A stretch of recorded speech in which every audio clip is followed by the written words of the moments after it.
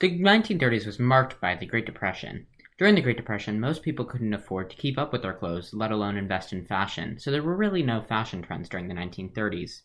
Here I am wearing my raggedy, ripped jeans, or as Ashley calls them, my jorts with leg extensions. Oftentimes you can hear Spare change, ma'am? in the streets. During the 1940s, most white Americans were at war in Europe. Back home, many Latin immigrants in America were wearing oversized suits and getting beat up in the streets. These suits were called zoot suits and were essentially the most quintessential fashion during the 1940s. In this decade, the new style was popularized. This was most popular among middle-class women as a way to show their femininity. This decade also witnessed the emergence of the suburban mother and housewife, which only deepened the divide between men and women and created stereotypes. This was also an important time for conformity. Both the men and women were pressured into conforming to gender roles and complying with societal expectations. I'm wearing a swing dress, which was very popular at the time, as well as the polka dot pattern, the cardigan, and the headscarf. This is what your average middle-class woman would look like in the 1950s. The swing dress was easy for housewives to do their everyday chores in, such as cooking, cleaning, laundering, and tending to the children. Thank you.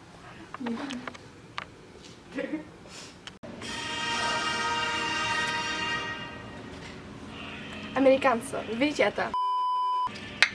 Это будете вы, если вы не общественно переходите в коммунизм. Коммунизм – это сегодня. Сегодня – это коммунизм. Перейдите в коммунизм сегодня, и я не скушаю ваши собаки.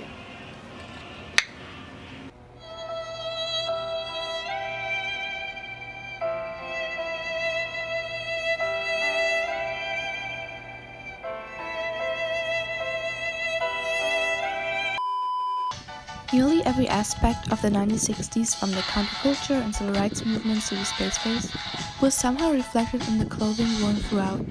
This colorful maxi dress is particularly inspired by hippie culture and the rise and peace protests against the Vietnam War. Fashion in the 1970s was about individuality.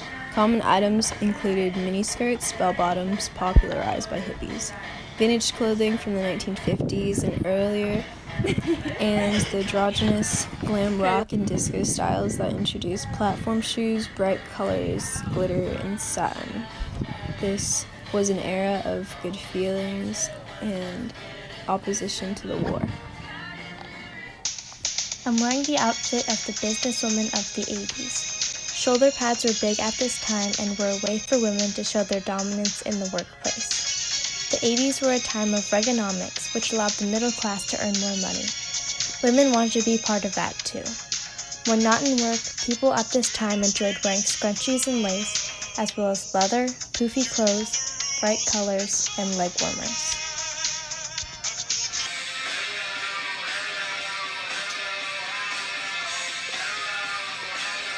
We interrupt this with breaking news on the O.J. Simpson case. Love you, OJ!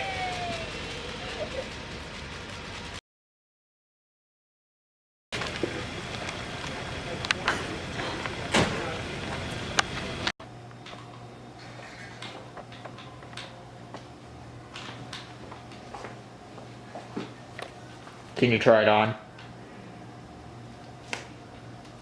It doesn't fit. It doesn't fit.